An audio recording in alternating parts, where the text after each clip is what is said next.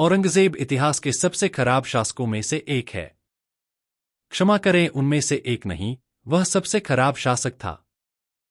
मैं आपको नीचे दिए गए उदाहरण से समझाता हूं।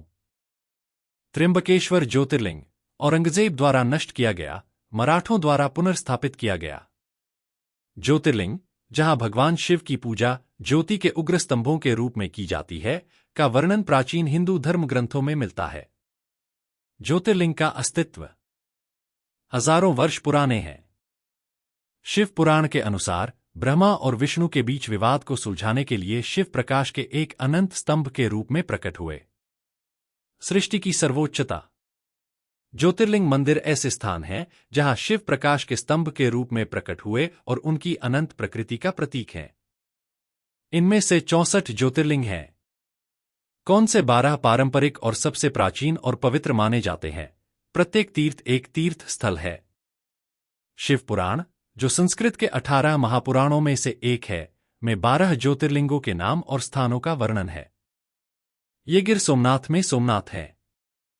जिला गुजरात, श्रीशैलम आंध्र प्रदेश में मल्लिकार्जुन, उज्जैन मध्य प्रदेश में महाकालेश्वर, खंडवा मध्य प्रदेश में ओंकारेश्वर, केदारनाथ में रुद्रप्रयाग उत्तराखंड, भीमाशंकर महाराष्ट्र, वाराणसी उत्तर प्रदेश में विश्वनाथ, नासिक महाराष्ट्र में त्र्यंबकेश्वर, देवघर में बैद्यनाथ, झारखंड द्वारका, गुजरात में नागेश्वर, रामेश्वरम तमिलनाडु में रामनाथ स्वामी और औरंगाबाद महाराष्ट्र में कृष्णेश्वर। 1000 वर्षों की अवधि में इस्लामी लुटेरों और शासकों ने देश भर में हजारों मंदिरों को नष्ट और तोड़फोड़ किया। ऐसे सैकड़ों मंदिर थे। हर बार नष्ट होने पर हिंदुओं द्वारा पुनर्निर्माण किया गया। नासिक के त्र्यंबक में प्राचीन त्र्यंबकेश्वर ज्योतिर्लिंग को औरंगजेब की मुगल सेना ने तोड़ दिया था 1690। इसी दौरान मुगलों ने एलोरा, नरसिंहपुर, पंढरपुर, जेजुरी और यवत के मंदिरों पर भी हमला किया। इसका वर्णन इतिहास नामक पुस्तक में मिलता है। जदुनाथ सरकार द्वारा औरंगजेब, जो के.एन. साने द्वारा वार्षिक इतिवृत्ता से आगे उद्धरण देता है, मुगल इन स्थलों को पूरी तरह से नष्ट नहीं कर सके। त्र्यंबकेश्वर ज्योतिर्लिंग, उनके प्रयासों को बिच्छुओं, जहरीले कीड़ों और सांपों के झुंड ने विफल कर दिया। ऐसी ही एक घटना सामने आई है कि कैसे झुंड का झुंड मधुमक्खियों ने औरंगजेब की सेना पर उस समय हमला कर दिया जब वे अलवर के प्राचीन नीलकंठ शिव मंदिर के गर्भगृह को जमींदोज करने वाले थे। जदुनाथ को उद्धृत करने के लिए औरंगजेब की सेना द्वारा त्र्यंबकेश्वर ज्योतिर्लिंग के विनाश पर औरंगजेब के इतिहास से सरकार लगभग 1690। एलोरा, त्र्यंबकेश्वर, नरसिंहपुर में औरंगजेब के मंदिर विनाश के उदाहरण सांप, बिच्छू और अन्य जहरीले कीड़ों द्वारा विफल। पंढरपुर, जेजुरी, देवता द्वारा विफल और यावत, भुलेश्वर, शाखा 1838, पृष्ठ 133 से 135 के वार्षिक इतिवृत्ता में के.एन. साने द्वारा दिए गए हैं। उपरोक्त छवि जदुनाथ सरकार की पुस्तक औरंगजेब का इतिहास से ली गई है। औरंगजेब द्वारा त्र्यंबकेश्वर ज्योतिर्लिंग को नष्ट करने के बाद इसका पुनर्निर्माण और जीर्णोद्धार किसने कराया था? गोविंद द्वारा लिखित पुस्तक new history of the Marathas खंड 2 के अनुसार सखाराम सरदेसाई, ज्योतिर्लिंग मंदिर का जीर्णोद्धार नवंबर 1754 में पेशवा द्वारा किया गया था। इस दौरान पेशवा लगातार 8वें बालाजी बाजीराव भट्ट थे। इन्हें नाना साहब भी कहा जाता है, जिन्होंने 1740 से 1761 तक पद संभाला था। उन्होंने बेसाल्ट से अद्भुत मंदिर का निर्माण करवाया।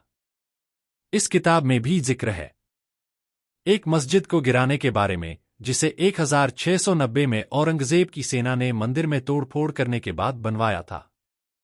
मंदिर के मैदान के भीतर गोदावरी से निकलने वाले कुसावर्त कुंड का निर्माण इंदौर राज्य के फडणवीस श्रीमंत सरदार राव साहेब पारनेरकर द्वारा किया गया था। मंदिर परिसर में अमृतवर्षिनी, बिल्वतीर्थ, विश्वनाथ तीर्थ और मुकुंद तीर्थ जैसे अन्य प्रतिष्ठित जल स्रोत भी मौजूद हैं। ब्रह्मगिरी, नीलगिरी और कालागिरी पहाड़ियों के बीच स्थित त्र्यंबकेश्वर ज्योतिर्लिंग मंदिर में शिव की एक अभिव्यक्ति है, जिसके 3 चेहरे क्रमशः ब्रह्मा, विष्णु और शिव के प्रतीक हैं। मंदिर कई अन्य देवताओं की मूर्तियों से सुसज्जित है। महाभारत काल का एक बहुमूल्य रत्नजड़ित मुकुट, देवता के सोने के मुखौटे की शोभा बढ़ाता है, हालांकि इसे शायद ही कभी प्रदर्शित किया जाता है। कभी नासाक हीरे की शोभा बढ़ाने वाले त्र्यंबकेश्वर ज्योतिर्लिंग के देवता ने एंग्लो मराठा संघर्ष के दौरान इस बहुमूल्य रत्न को खो दिया था जब अंग्रेजों ने इसे जब्त कर लिया था। वर्तमान में हीरा ग्रीनविच, कनेक्टिकट, यूएसए के एक लॉजिस्टिक्स कार्यकारी एडवर्ड जे हैंड के पास है। त्र्यंबकेश्वर ज्योतिर्लिंग में हिंदू वंश के रिकॉर्ड भी मौजूद हैं और यह महर्षि गौतम के निवास स्थान के रूप में ऐतिहासिक रूप से महत्वपूर्ण है, जिन्होंने सहस्राब्दी पहले यहां तपस्या की थी।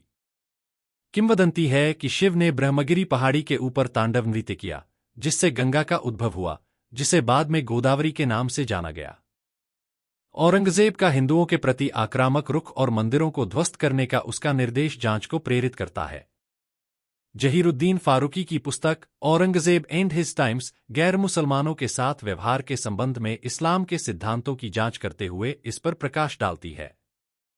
आलोचक अक्सर इस्लाम के सिद्धांतों की गलत व्याख्या करते हुए मुसलमानों को स्वाभाविक रूप से आक्रामक बताते हैं।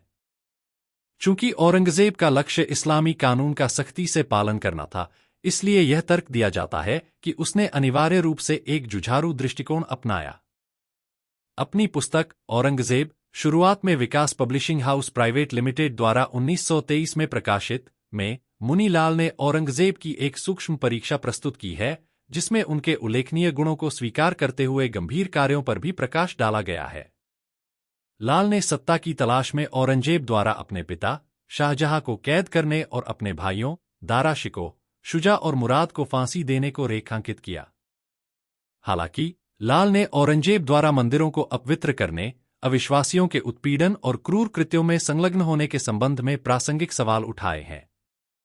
उन्होंने प्रश्न किया, ऐसे कद का कोई व्यक्ति प्राचीन मंदिरों को कैसे ध्वस्त कर सकता है, पूजा स्थलों का उल्लंघन कर सकता है, लाखों शांतिपूर्ण नागरिकों की भावनाओं की उपेक्षा कर सकता है, असहमत लोगों को बिना दंड दिए खत्म कर सकता है, महज संदेह के आधार पर अपने ही रिश्तेदारों को जेल में डाल सकता है, उन पर गंभीर आर्थिक और सामाजिक कठिनाइयां पहुंचा सकता है, विभिन्न धर्मों के लोग और इस्लाम की आड़ में कई गैर इस्लामिक कार्य करते हैं।